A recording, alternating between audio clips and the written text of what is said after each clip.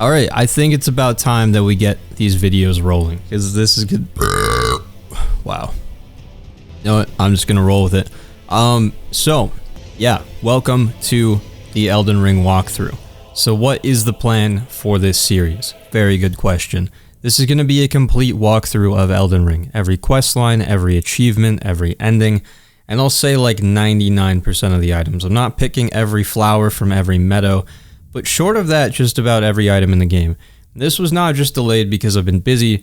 I was pretty thorough, alright? I made notes of where everything is, where to go, when to talk to which NPC, and in that document, I typed over 187,000 words. It's a lot, alright? It's a lot of words. It's more than I ever wanted to type for anything. But I did it. Now this first episode that you're watching right now is going to be a bit different than the rest of the series. It's going to be a lot heavier on me just talking at you, since we'll just be going over the tutorials while I explain some general mechanics of the game and get us ready to start the actual walkthrough. Alongside this video, I'll upload a couple supplementary starter guides that explain things that you'll want to know in general before you get too far into the game. Like for instance, explaining stats, weapon scaling, upgrading your gear, things like that, which I can then just assume that you know for the rest of the walkthrough, so I don't have to constantly re-explain them, or maybe teach you how to upgrade your weapon 100 hours from now because I realized I forgot to mention that you could do that earlier. That would be super unfortunate. I figured it would be better to just talk your ear off at the beginning and make sure we're all on the same page with everything. So feel free to watch those after you finish this one or before, it doesn't really matter. I can't think of anything else to say though, so let's just get started. I'm gonna hit new game. I'll see how far I can get in one take, but this is going to destroy my vocal cords, so if there are any really random cuts in these videos, I guess just chalk it up to me gasping for air. I'll probably double or triple the number of words I've said in my entire life by the time we're through this game. It's going to be an absolute yap fest, I'm sorry. Anyways, taking it from the very top with character creation, the starting class does not matter at all. For one, you'll level up very quickly and it'll take almost no time at all to match your stats to whatever another class starts with if you decide you want to pursue another playstyle later on. This is just picking the stats that you want to start the game with, and they're based around just arbitrary classes or themes, but this really isn't like picking a class in any other game. Your starting class is just not going to affect anything in the game later. Everyone gets full access to every weapon, quest, playstyle, all that stuff. If you start with the astrologer and realize that you hate magic, you can just pick up a giant club and smash things with it instead, and vice versa. Absolutely no problem.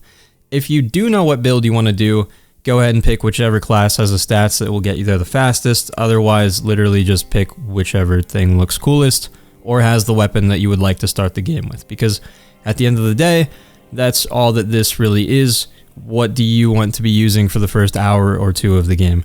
For the walkthrough, I'm going to be using a dexterity build just because I tend to lean more towards strength builds and I want some variety, shake things up a bit for this playthrough. But to further my point that the starting class does not really matter, even though the warrior here technically has the highest dexterity to start with, which is what I plan to center my entire build around, I'm actually going to go ahead and pick the samurai because I prefer the Uchigatana, the sword that the samurai starts with, over the warrior's swords. And I'll probably recommend buying a bow pretty early on, which the samurai conveniently just starts with. You'll see in my walkthrough though just how quickly we can get our hands on a bow and another Uchigatana, so like I said, it ultimately just doesn't matter.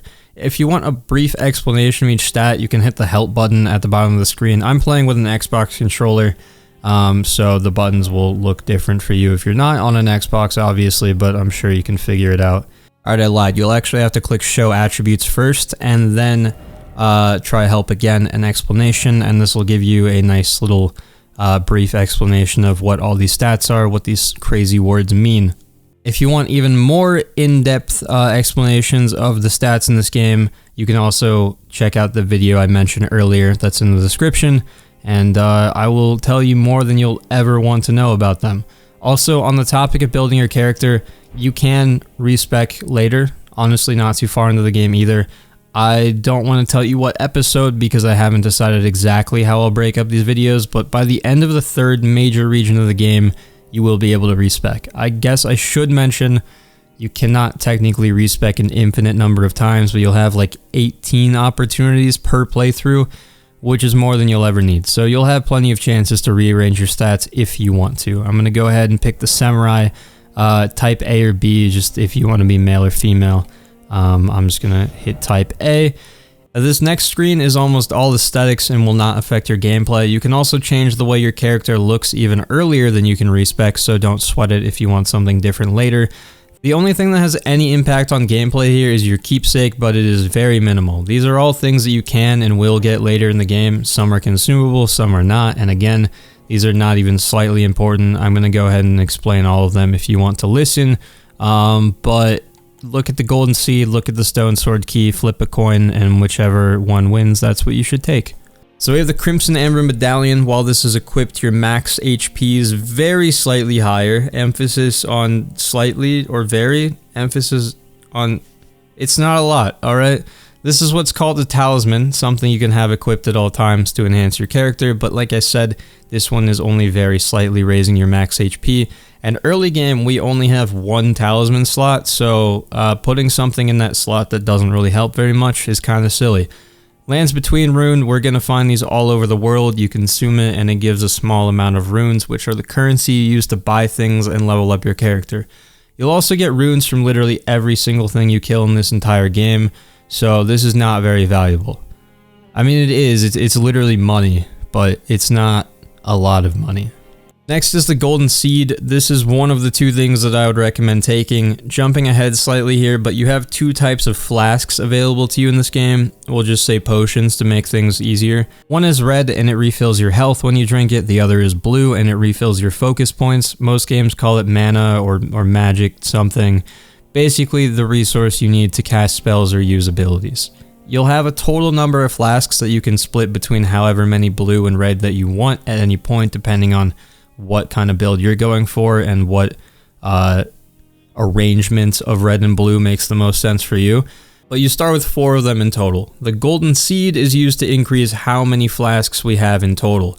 As you collect more, you'll need more Golden Seeds to get another flask charge, so for the first 2 extra flasks, you only need 1 Golden Seed. That means that this Golden Seed will allow you to get an extra flask the second you start the game. In total, you'll need 30 Golden Seeds to get the maximum amount of flasks, but there are 41 of them in the game. So this is nice in the short term, but by the end of the game, you'll have so many spares it won't matter, which is kind of the theme of all these keepsakes. Fanged Imp Ashes, these are also kind of nice early on. Spirit Ashes are something I'll touch on more at the end of this video, but essentially you can summon some ghostly friends to help you in certain encounters. These ones in particular are nice because they attack fairly aggressively, which keeps enemies occupied, and can keep enemies staggered, and they inflict the blood loss status effect, which will take big percentage-based chunks out of enemy health bars, so the bigger the health bar, the more damage it will do when it procs. Pretty cool. Cracked Pot, these are needed to craft a throwable item that can damage enemies or inflict status effects. If you play Dark Souls, they're just like fire bombs, but craftable and can be infused with just about any damage type or status that you want. When you throw it, the stuff inside the pot gets consumed, but the pot itself magically repairs itself and you get the pot back, so you can craft more. That means that the total number you can throw before you have to craft more is equal to how many cracked pots you have collected. The maximum amount you can get is 20, and there are actually only 20 of them in the game. We'll grab all of them in this walkthrough, of course, but you won't be swimming in spares like you will with Golden Seeds. You also won't get a 21st one by picking this as your keepsake. It will appear in a merchant's inventory later if you do not choose it as a keepsake, or it won't be there if you did. Despite being a little more rare, you'll still want a few of these before you start relying on them for combat, and a supply of crafting materials to keep making new pots, so there are definitely better options for a keepsake to start the game with. Stone Sword Key, these are used for unlocking some side areas in the game.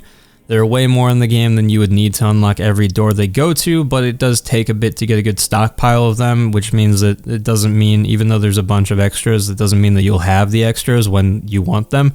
So it's tied for me for Golden Seed as what you should probably take for a keepsake. That being said, when I wrote the walkthrough, I took the Golden Seed and I never ran into a spot in the game where I needed a Stone Sword Key and did not have one. So if you follow this walkthrough, you should theoretically have the exact same experience. So if there's something that you know you need a Stone Sword Key for that you want to get at, I guess, at any point in the game, but especially early on, then definitely take the Stone Sword Key. And I'm also going to show you where to get all the golden seeds in the game. So if you're not going to follow the walkthrough exactly and you're just going to rely on exploration, I guess maybe take the golden seed just in case you don't find the golden seeds scattered around the world. I don't know. All of these are useless, so that's what we're working with. But these two are the least useless. That's my official stance on the matter. 3 more. Bewitching Branch. These are consumable and you only get 5 of them. Possibly the rarest consumable item in the game. Honestly, it's actually insane how rare it is, but you can get the recipe to craft them much later, which means you can make an infinite supply of them. They are situationally extremely useful, but in the situations that they are the most useful in my opinion, I made sure that you would have some in the walkthrough when we got to those points, so there's really no reason to bother picking it right now. Boiled Prawn, these temporarily make your character a bit tankier, but you can purchase them not too far into the game and eventually purchase them infinitely, so again, I wouldn't bother. Plus, you'll probably never remember to use them anyways, just being honest. Finally, the Shabriri's Woe Talisman. This is a talisman you equip just like the Crimson Amber Medallion, so it's not consumable, but its use is making enemies more likely to attack you. You'll be able to get it later in the game, just like everything else here, and the only reason I would really take it now is if you're planning on some kind of like co-op playthrough with your friends from the very beginning of the game, where you're intentionally drawing enemies' attention to like tank for your friends or something. So other than that, it's really not going to help. Basically, just take the golden seed or the stone sword key. Flip a coin, like I said earlier. That's the best way to do it. I'm going to go ahead and take the golden seed just because there's something I want to demonstrate in like 2 seconds in this video, so that's my reasoning. Go ahead and enter a name for your character though and customize them, make them look real cool or stupid, I don't care. And then when you're ready, go ahead and click finish. So once you spawn in, you'll immediately get the ring gesture and have a corpse to loot. Over here, these glowing beams, that's what means that there's an item for you to pick up. This right here is a multiplayer item. You use it to leave messages for other people that look like this one on the ground. If you're playing in offline mode, you'll only see messages left by the developers, but online they will be all over the place and say some pretty insane things. A lot of them will be near like a ledge, like this one right up ahead, and tell you to try jumping. I'm not going to tell you how to live your life, I'm just going to tell you how to play Elden Ring, so you do you. But we're going to head down these stairs, cross the bridge, and die. Best way to start any game. If you do manage to kill this boss, you'll get its swords and shield, but we'll have a chance to fight it again later when we're actually strong enough to kill it, so... and you'll also just wind up in the same place whether you kill it or not, so... I swear, it takes longer for it to kill me when I want it to kill me. Maybe I subconsciously don't want it to kill me because I just rolled for some reason. Please take me. It's halfway dead. Do we just go for it? This is unbelievable.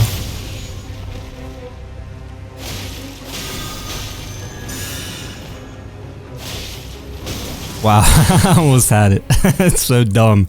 Alright. Cutscene will play.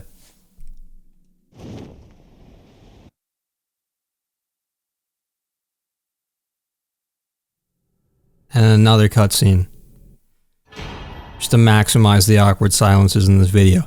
So you get the Flask of Crimson Tears, which will heal you, and the Flask of Cerulean Tears, which will replenish your FP, as I mentioned earlier. There's an item on the ledge over here behind us. Don't worry about that. We'll get it in one of the next episodes. Just ignore it. And then in the cave below, the Cave of Knowledge, this is the tutorial. So it's going to tell you what all the buttons do and teach you how to fight. You can learn the buttons on your own time, but I am going to actually run through it and elaborate on a couple mechanics that I think are important and don't get enough emphasis. Most of it will definitely be things you already know if you're coming from Dark Souls or any of the FromSoft games. But there are a couple new things. I'll just assume that you don't know anything this tutorial covers just in case, so bear with me. First, we have Sites of Grace. Now, some of these pop-up messages actually do explain everything pretty well. All I have to add to this one is that when it says most of the enemies you've defeated will be revived, it specifically means everything except bosses and NPCs. Everything else in the entire world will respawn when you rest. Also, always touch the Site of Grace to activate it the first time you find any of them.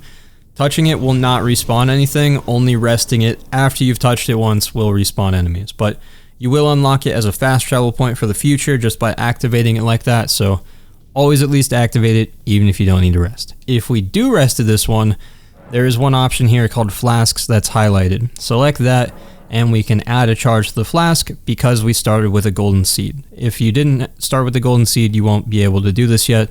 But you'll be able to have as much fun as I'm about to have pretty soon, so don't worry. I'm going to go ahead and do that, click yes, added a flask, and then now we can also allocate the flask charges. And since we now have 5 of them to work with, we can choose any combination of 5 red and blue flasks. So you're heavily reliant on abilities or spells, you'll definitely want to rebalance this to have more blue flasks. But me being more melee focused, this is a good split for me, just the 4-1. I can even go all 5 red if I wanted to. Then moving on, there will be more options at a Site of Grace later on, so I'm just going to skip these for now and explain it all at once we have more or less everything unlocked. And then we can walk forward. This first section here will just tell you how to do some basic light and heavy attacks. I don't really have anything to add here. We run ahead and it's going to tell us about guarding. So go ahead and actually read these. Like I said, they're helpful. I'm just going to add on the stuff that it doesn't really explain. So I'm going to back out and this guy wants to smoke. So I'm going to take him out and then go ahead and open your equipment menu. And again, read through these tutorials if you would like. Now, if we look at our gear, I can't remember if every class starts with a shield or not. I think they do, but I could be wrong. But it doesn't matter. You can look at your weapon or your shield for this. And in the right center column on the screen, there's a section called Guarded Damage Negation. Each of these values are what percentage of each damage type that item will block. Like the pop-up said, you can block with anything in your left hand or something you're holding with both hands. So that means you can block with weapons if you want to, but this menu explains why that's not as effective as using a shield. Assuming you have a decent shield, which is not what we're looking at right now. For the red thorn round shield I'm holding, it blocks 68% of physical damage, 32 magic, 42 fire, and so on. Basically, it sucks. Obviously, these guys that I'm fighting right now are only using physical attacks, so most of those aren't relevant at the moment. Then there's also guard boost, which is a stat that determines how much stamina it takes to block something. The higher the guard boost, the less stamina it takes to block an attack. When you run out of stamina, your shield is going to get knocked out of the way and you're left vulnerable to attack, which we don't really want. So if you plan to block a lot, you want something with high damage negation and high guard boost. If you look at my sword, it has even lower damage negation and lower guard boost. So yes, in an emergency, I can block with it and only take around half the damage I would have taken if I didn't block, since this would negate 45% of physical damage, roughly half. But it would obviously be better to just dodge and take no damage at all. The guard boost for both of these is also extremely low, so it'll take quite a bit of stamina to block anything, which I can demonstrate on the next enemy. Also, these enemies are like tuned to show the thing that you're supposed to be learning about. So this guy is, we're learning about defense right now, blocking and dodging, so this guy is going to do like no damage because you're probably going to suck at it when you first start. I'll explain blocking in a sec. So actually, let me show you what happens if I just take a hit full on. That's how much damage I take. Take note of it. And I don't lose any stamina because I'm not blocking. Now, if I block, it costs some stamina, but I take like half the damage I would have, remember? Because this blocks 45% of the damage from a physical attack, which is what that was.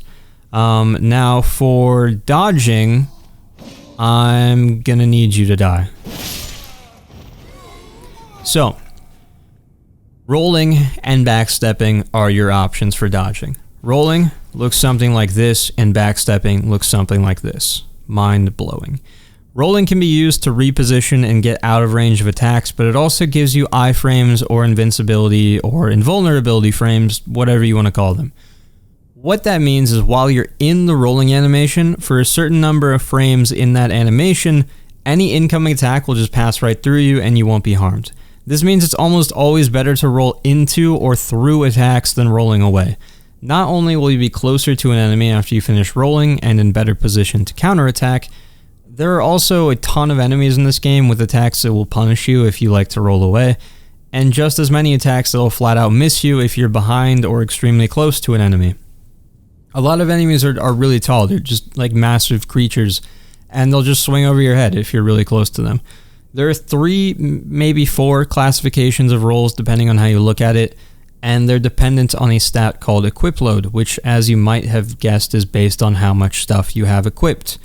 You'll see it presented as a fraction of your max equip load, so you'll have to calculate the percentage of your max equip load that you're using in your head, or with a calculator if you're a baby.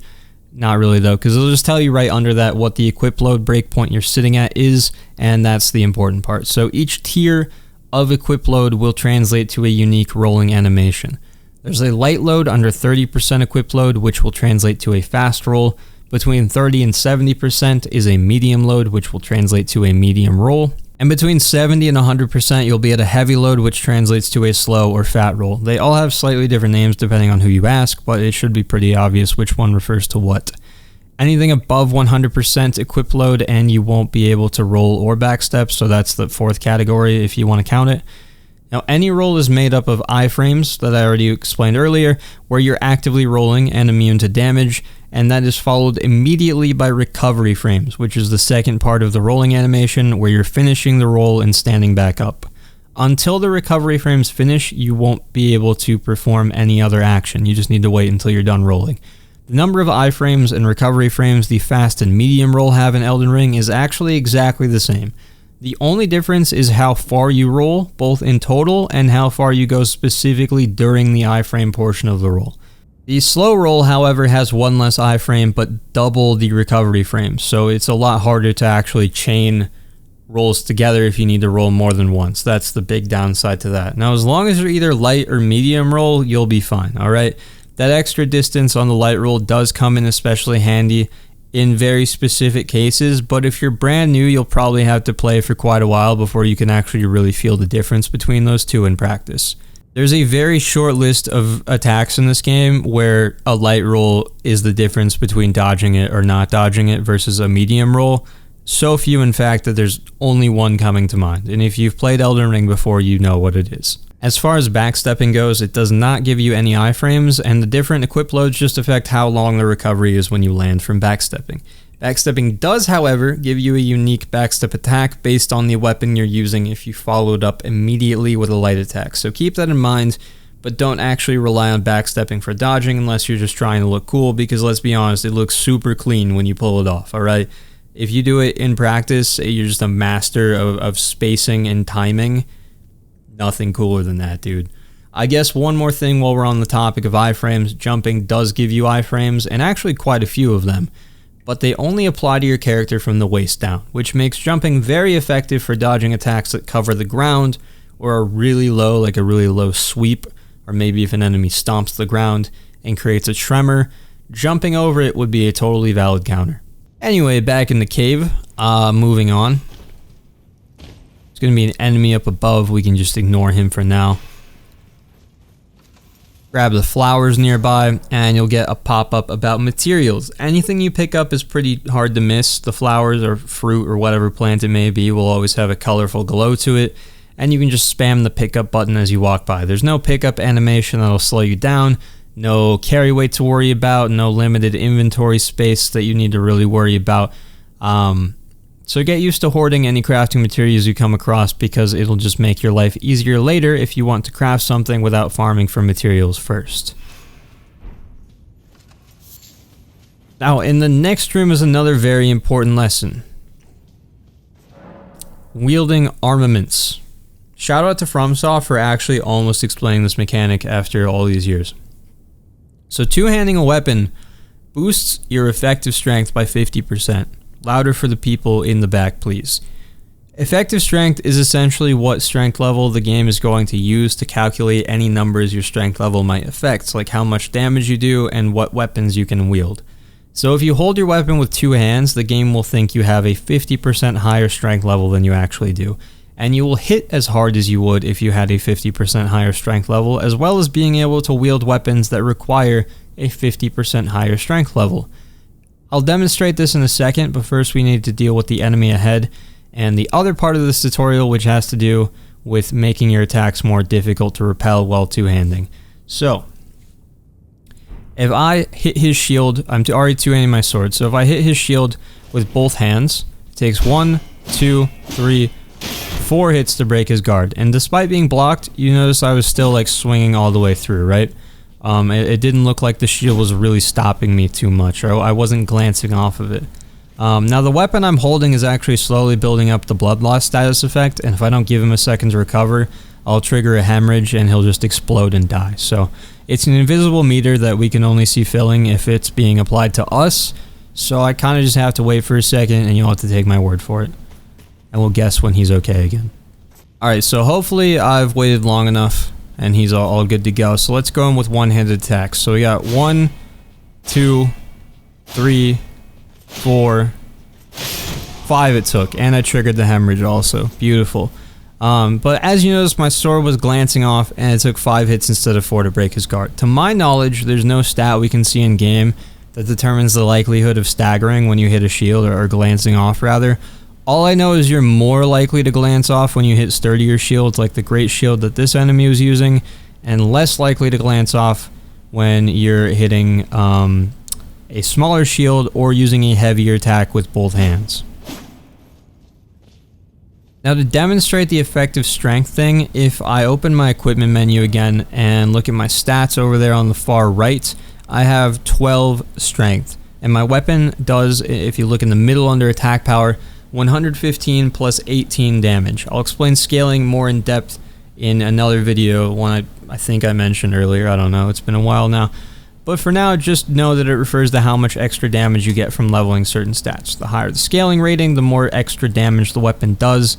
And you can see that this weapon has a D rating for strength scaling. Dexterity and all those other stats for that matter are not affected by one or two handing, it's just strength, so you can ignore all of that for now. Now D scaling is pretty bad. It's like a letter that you get on a test, alright? We're not really aiming for a D. What that means is leveling up my strength is not going to add much damage to this weapon. Now if I two-hand it, my effective strength will be increased by 50%. 50% of 12 is 6, so 50% more than 12 would be 12 plus 6, or 18 strength. The game now thinks I have 18 strength, and while it won't show my strength level as 18, it still says 12. You can see that my weapon now does 115 plus 22, 4 more points of damage. Not very much, because 18 strength is still very low in the grand scheme of things, and even if it wasn't, this is not a weapon that scales well with strength to begin with. So there's proof though that the game is reading a higher strength level when two-handing. Now if I swap to another character with a strength weapon and higher strength, the effect is going to be a lot more noticeable. So this guy's sitting at 60 strength with a heavy greatsword that has A scaling with strength. We're looking at 349 plus 395, or 745 total attack power. If I two-hand for 50% more effective strength, the game is going to think I have 90 strength instead of 60, and with an A scaling, that's going to translate to a lot more damage. 349 plus 489, or 839 attack power. That's almost 100 more damage. This is not going to be much of a factor for a dexterity user, but if you're using strength weapons, definitely keep the two-handing thing in mind. Also, early game, when you don't really have a high strength level, if I, for example, wanted to use a weapon that requires 18 strength, I could use it with two hands despite only having 12 strength on this character. Never forget about two-handing if you're short a few strength levels. Don't discredit two-handing even if you're not a strength build though, because you not only get a unique moveset that might be useful while you're swinging with two hands, you also have that extra weight to your attacks that makes it harder for enemies to block you, which can come in very handy. Not much to say about this next room up here other than experiment with using lock-on and switching between them, or just not using lock-on at all, because there's definitely a time and place for both. Next, I believe, is the bow tutorial. Yes, so let me just kill this soldier first, and then I only really have one thing to add to that. Skill issue. So, if you look at a bow, which I happen to have, very conveniently, you can see a stat called range under the attack power section. This is unique to ranged weapons, of course, and it's exactly what it sounds like. It's the range of the bow. How far does it shoot? Different bows have different range values, and you can increase the range with a talisman later if you ever need to do that. Next is skills. So if you played Dark Souls 3, you probably remember a little thing called weapon arts. Go away, Siri, I'm not talking to you right now. And this is the same idea. Using a skill will cost FP, focus points. Some of them you'll still be able to technically use when you run out of FP, but it won't have whatever special effect it's supposed to. You'll just do the animation for no reason.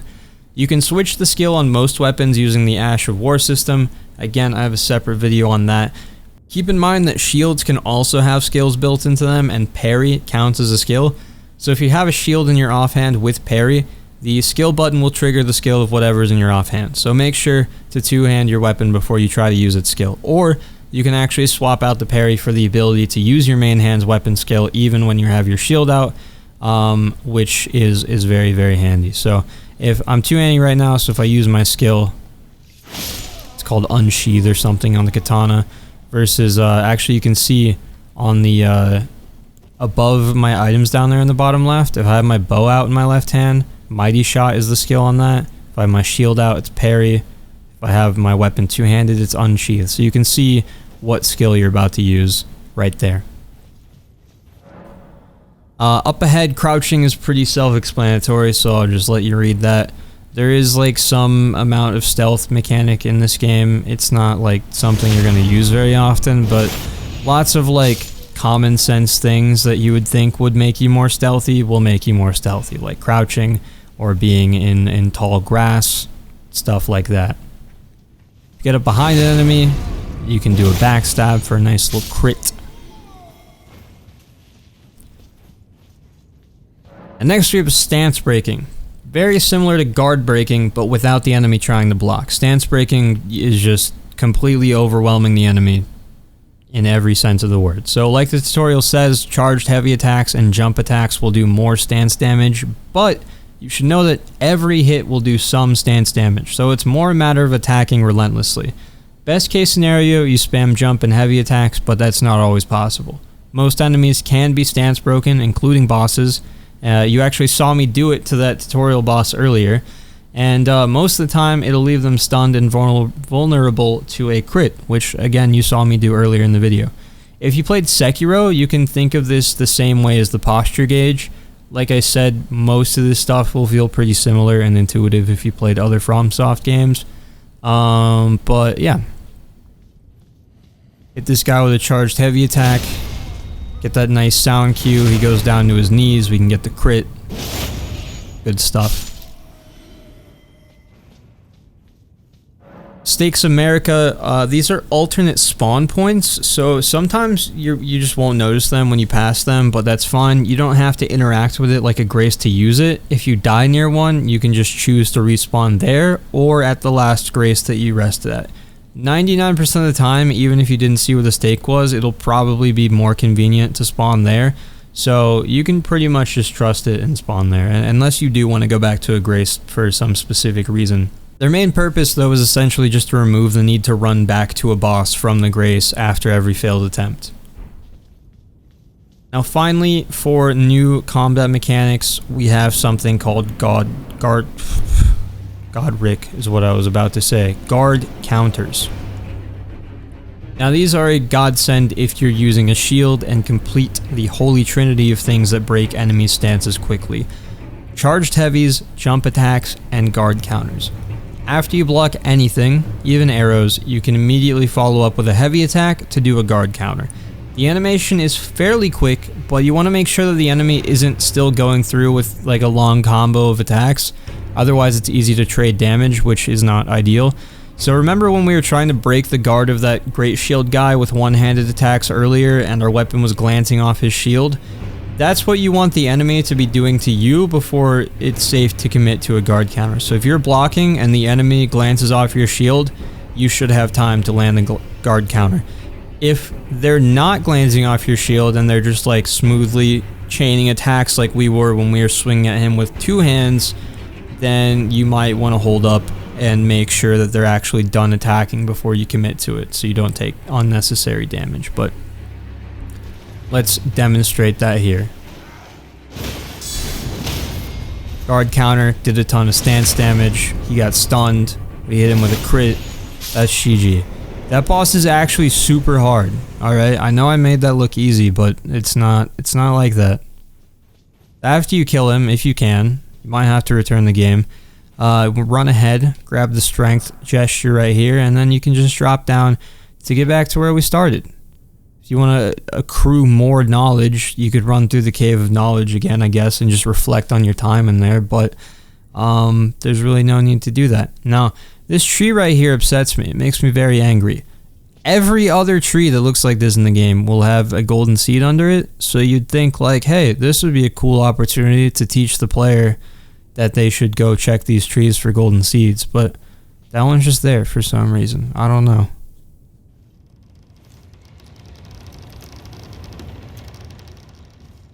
Now if we keep forging on ahead,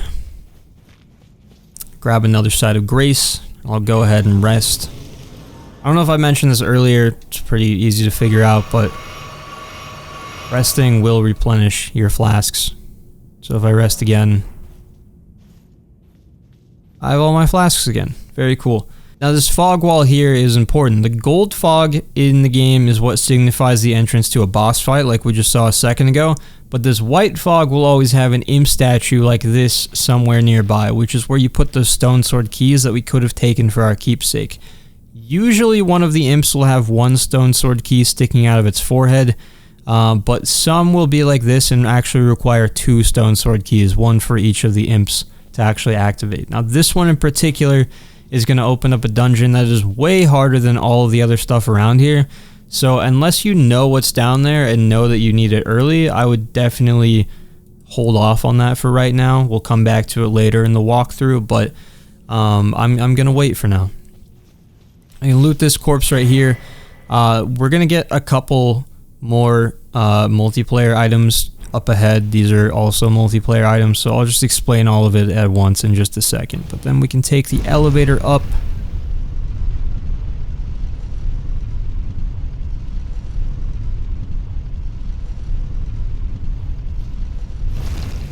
There's a door around here somewhere.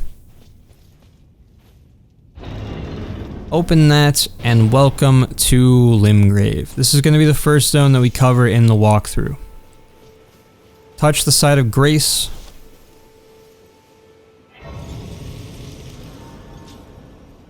Then you get a pop-up about the guidance of grace. Now, I understand the name is confusing. Guidance, right? Shows you where to go.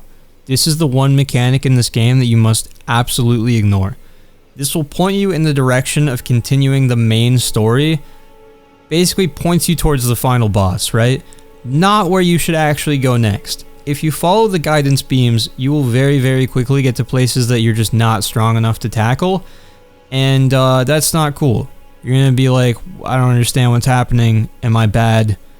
It's not your fault. You followed the guidance and you shouldn't have done that. So follow, I mean, literally anything else. Like just walk in random directions and it'll probably get you further than following the guidance. Anyways, I'll cover the map in a second. Talk to this guy right here. This is White Mask Vare.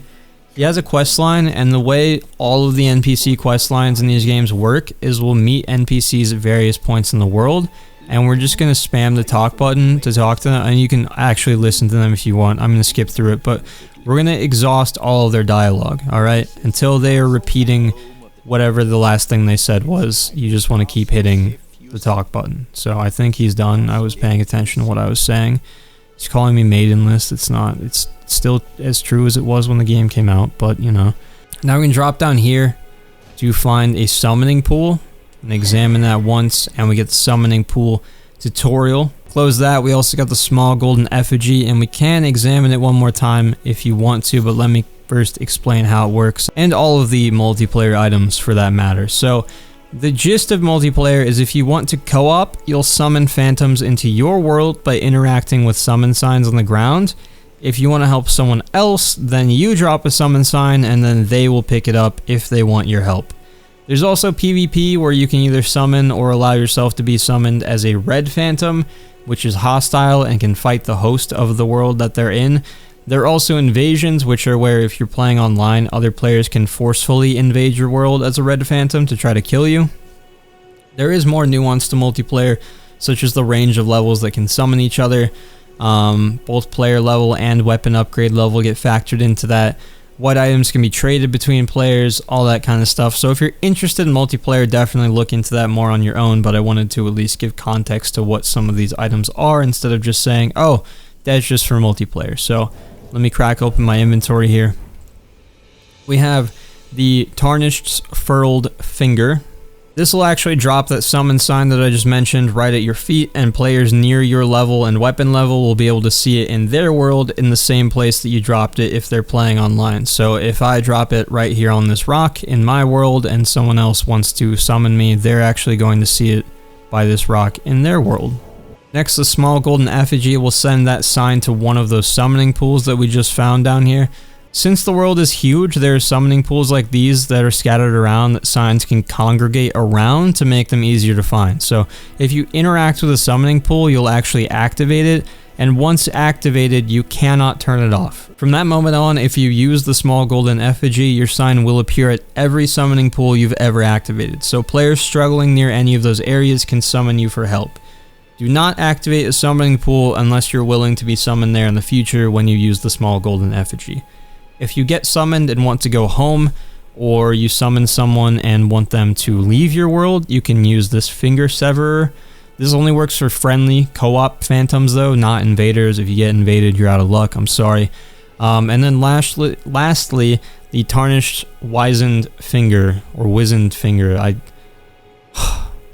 wish I remembered how to pronounce that, because I corrected my English teacher about that word one time and it felt incredible. But I don't remember it now. Just that I was right. That's the important part. I won. Anyways, this will let you write messages that other players can read in their worlds wherever you left the message. That is multiplayer. Whenever you're ready, go ahead and run up to this church up ahead and steer clear of that guy on the horse. That's the tree sentinel. He is challenging, but he totally could be killed right now. We haven't quite gotten the ability to level up just yet though, so let's just get to the point that we can do that and spend our runes before we mess with anyone that's probably going to kill us. Once again, feel free to acquire materials, just spam the pickup button as you run by. And if he's not looking, he is, but I'm going to go for it anyway. There is a golden rune right here. Nice, and then we can run inside.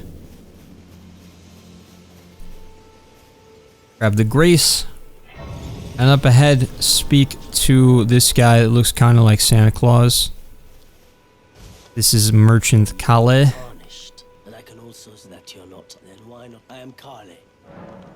You can ask about him,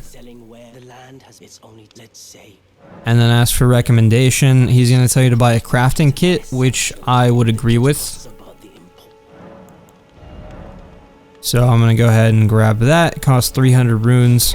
He also sells a few of those cracked pots that we talked about earlier that you could take as a keepsake, and some cookbooks. The cookbooks are a bit more expensive, but we'll find dozens of these throughout the game. They all will expand our crafting repertoire, and once we have them, we just need to gather the materials to craft the things in the book. So definitely pick these up once you can afford them without completely breaking the bank. I also just realized I skipped over the map. I just explained item crafting, containers, that's cracked pots and stuff. Pretty self-explanatory. So I'm just gonna run out here and get a little distance, but this is the map. Alright, you guys probably wouldn't have noticed unless I pointed it out, which I'm about to do, but this is a second take. The audio got corrupted. We're re-recording this part of the video. Again, you probably wouldn't have noticed. I don't know, maybe the runes won't line up or something, but I'm just getting ahead of the allegations. No, none of this ghost fakes his videos. I saw him cut the video. The runes don't line up. None of that, dude. We keep it so real here. Anyways, onto the map, what I was going to tell you about before the video would have just started making robot noises. But here we go. So, you're going to see your position, of course. Any sites of grace you've unlocked, which will now be available to fast travel to whenever you want. And then those weird glowing beams floating on a couple of these, those are the guidance of grace that I just mentioned a second ago that you want to ignore for the most part. Now obviously, if you have no idea where to go next, follow them, go ahead. But it's definitely in your best interest to explore on your own and clear everything that you can find to get as strong as possible before you go to wherever they're trying to point you. There's also going to be symbols for most named locations that you discover, like the cave we just came out of, or this church that we're standing at that you can barely see behind the grace. And then there's also a little symbol of a hooded figure that tells you that there's an NPC there, and if you hover over the grace that it is attached to, it's going to tell you the name of the NPC there as well, which is really handy. This wasn't here on release, if you didn't know, so you just kind of had to like remember or write down in a leather-bound journal, if you're cool at least, regular spiral notebook if you're not, where all the NPCs were, you know?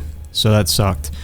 Now, as you can tell, the map's pretty empty. There's fog obscuring areas that you have not been to yet, and even the areas that we have covered are just blank and brown, so not really super helpful.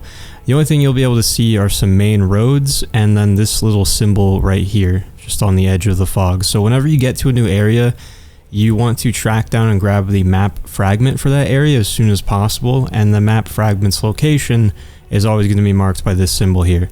That is conveniently on the way to where we need to go next, so let's just go ahead and head that way.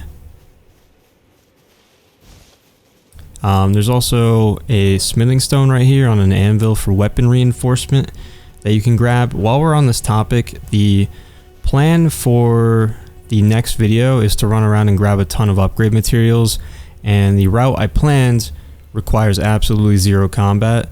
So then immediately right when the next video after that one starts, we're going to unlock the hub where all the NPCs in this game hang out, and the blacksmith that you'll go to for weapon reinforcement for the rest of the game is also there. So basically you can ignore this anvil. You don't have to like upgrade. If you're following the walkthrough, that is, you don't need to upgrade any weapons yet. In case you don't know what weapon you want to use, and just know that this is not like a recurring mechanic where you find anvils scattered throughout the game. You're really just going to go for the blacksmith for everything from like this point on, essentially. But we got a little bit of a walk ahead of us.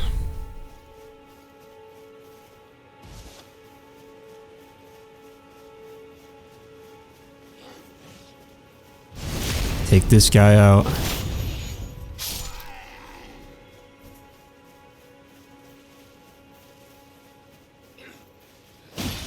Take this guy out, and then items like this, like just these throwing knives that we find on a broken cart in the middle of nowhere, that's the kind of stuff that I'm not going to promise we're going to grab everything in the game. We're probably going to miss some little things like that just because it's not worth the trouble, and that's an item that you can like buy an infinite supply of probably from some NPC. But anything that really matters, anything that I think that the average person might want that could be helpful in any capacity, or especially key items, I got you guys covered. Now the map that we're looking for is right in the middle of this camp, right above my my head, that stone object. But I'm just going to play it safe and hit this side of grace over here first. And when you rest here, the cutscene is going to play. You're going to meet an NPC named Melina. I've heard a couple conflicting theories as to what makes her appear. I haven't tested it myself. I believe she either shows up at the first grace you rest at after Church of Elden, which would be this one for me, or the third grace you rest at in Limgrave, or something like that, which would also be this for me. But the point is, if she shows up somewhere else, you don't have to worry about it. Anyway, I'm going to skip through this. Skip through a dialogue as well, and then when you get the option, you're going to want to accept her service. And she's going to give you the spectral steed whistle, and she's also going to allow us to start leveling up. If you refuse her service, you can change your mind later, but as long as you're refusing it, you won't be able to level up, and you won't get the horse, which might be worse because then you have to walk everywhere. So now that we have most of the things for the grace unlocked, let's go ahead and talk about all of this stuff. So first of all, got past time. You can fast forward to morning, noon, or nightfall. The only one of any significance really is nightfall, because at night there will be some field bosses out in the world that only spawn at night. And then there's also like very slight changes to enemies. The only one that really comes to mind is there's like a lot of bats flying around in the open world, but nothing to really worry about. Level up is what it sounds like. I have a very long video in the description about stats and soft caps if you're curious about all the mechanics of leveling up and what all these stats mean. Flasks is where we can cash in golden seeds to get more flask charges or trade sacred tears, which we'll get next episode, which are going to make the flasks replenish more HP or FP, just an upgrade to their effectiveness. And then you can also reallocate the balance of red to blue flasks anytime you're resting while you're here. Memorize spells. This is going to pull up a menu where you can choose which spells you want to take out or take with you out into the world. Again, you can freely change this anytime you rest, and they're all like organized into these categories. I don't have any spells on. Oh wait, I can get down here. Yeah, they're organized in these categories, so you can find the ones you want easily. And then finally, the sort chest option is here if you want to reduce the clutter in your inventory. If you know for a fact that you're not going to use certain weapons, armor, or items, you can just toss them in the chest if you want, so you don't have to scroll past them every time you're in your menu. There's also a limit to how many of each item you can carry on you at any given time. It's pretty high, like you can get a good stack of most of the items in the game. But when you reach capacity, that you're still fine, because every new copy of that item that you pick up will just get sent straight to your chest, so you can just grab it later from there anytime you want, no worries. Now if I stand up, that whistle that we just got is going to allow us to summon a horse named Torrent whenever we use it. And there are a couple of things I want to mention to do with Torrent. So first of all, Torrent can die, but you can also revive him by just consuming one crimson flask.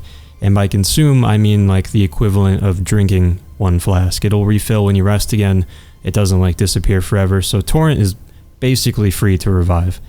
What's more likely than Torrent actually dying is that you just take enough damage to get knocked off of Torrent, and then he's just going to turn back into fairy dust like this, and can be summoned again as soon as you stand back up. You can fight on the back of Torrent if you would like. Doesn't happen very often, but sometimes it's kind of nice. You've got light and heavy attacks on both sides. And then also one thing that's kind of cool with the heavy attacks, if you listen, it's like all those clicks. So if I like hold down the heavy attack, I sort of drag my weapon, and that actually hits multiple times. Like each time you hear one of those clicks, it's going to do damage if your sword is like touching an enemy. So like if you're running alongside a giant snake or something, that would be really handy. But that's never going to happen, unfortunately. What's the other thing?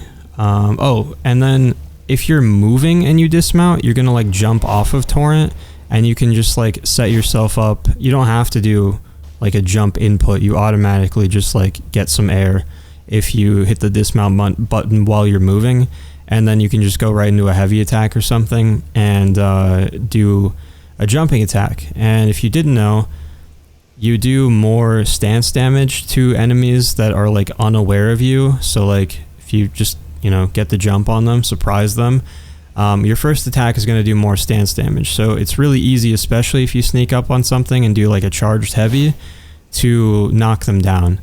And I can probably demonstrate that on this guy up here.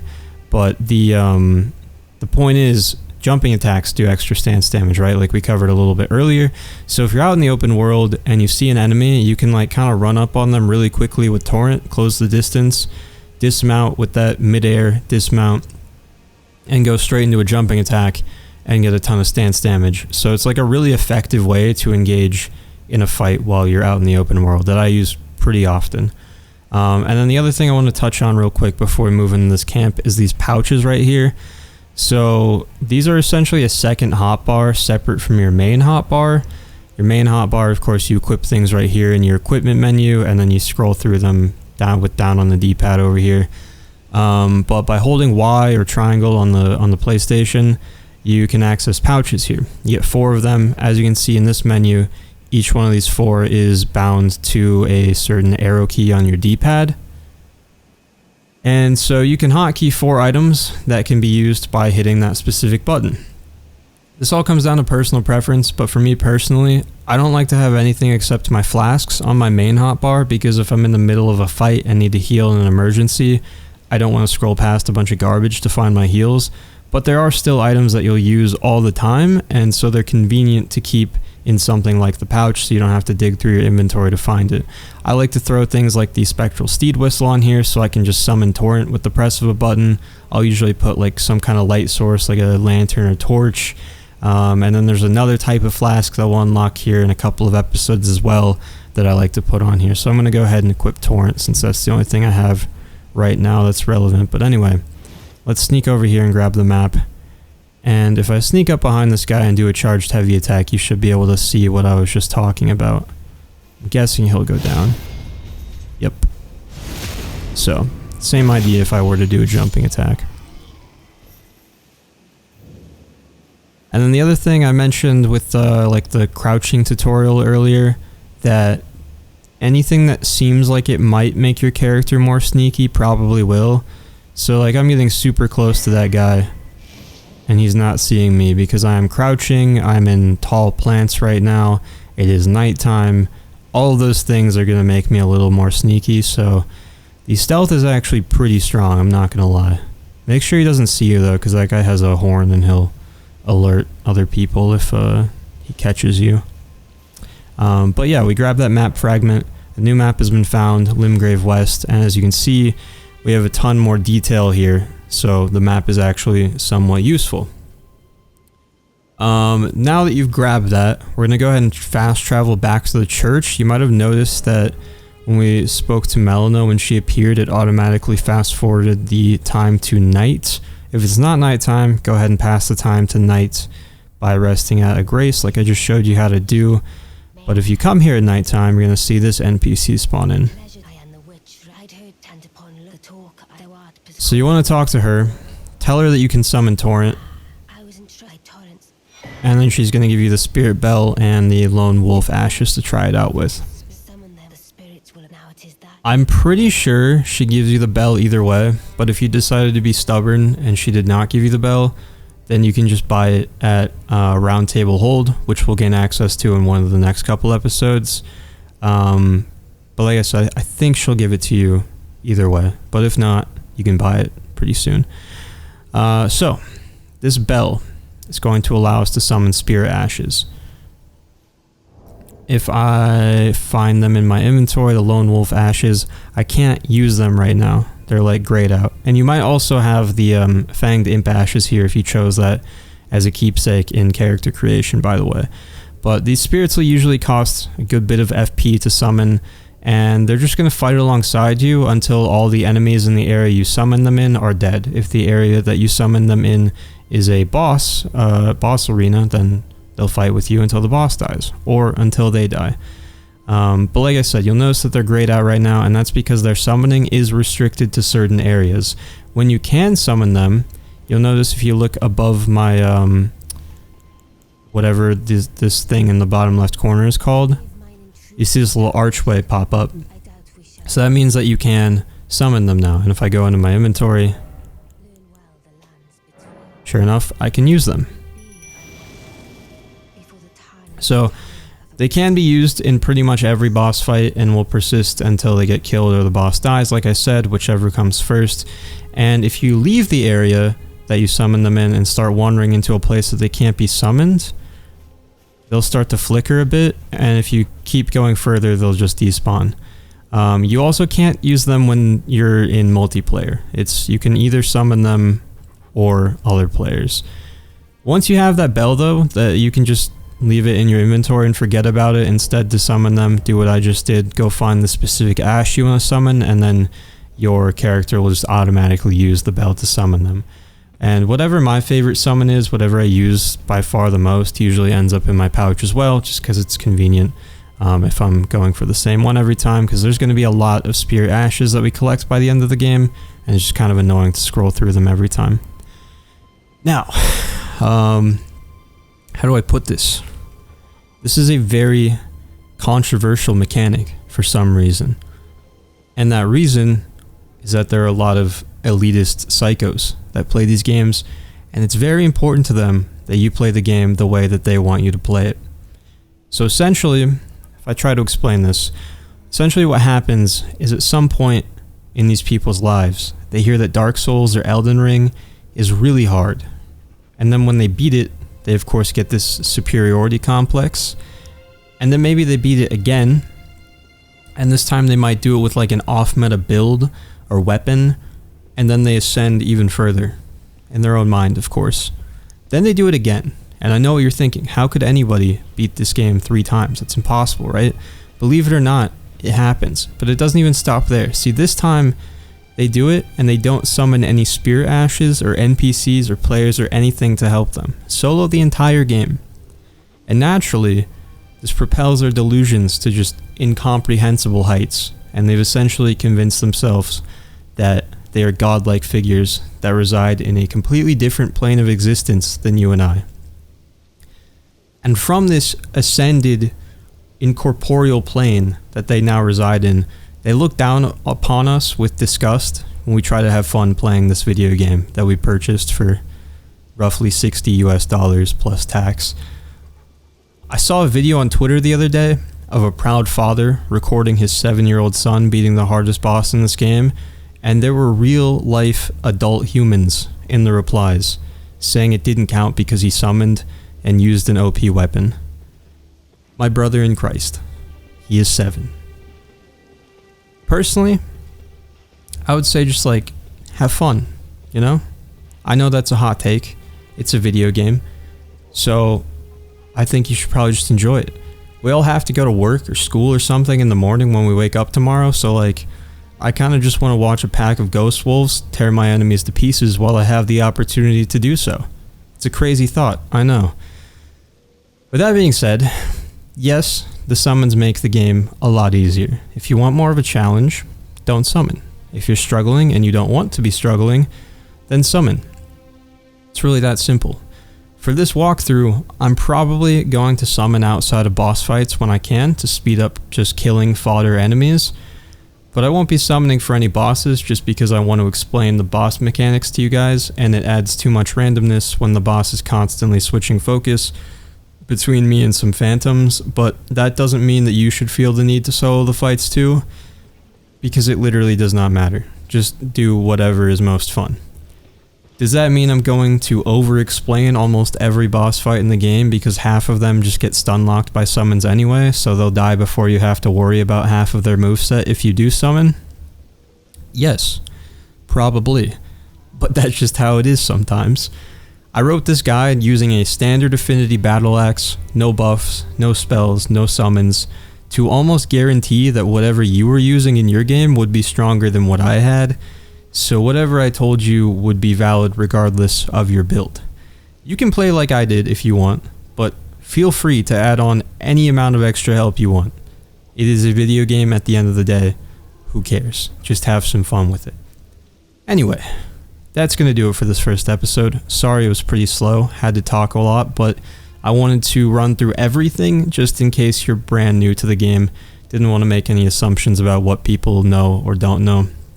And don't forget to check out my other guides linked in the description to learn more about stats and weapons and all that fun stuff. And with that, I will see you next time.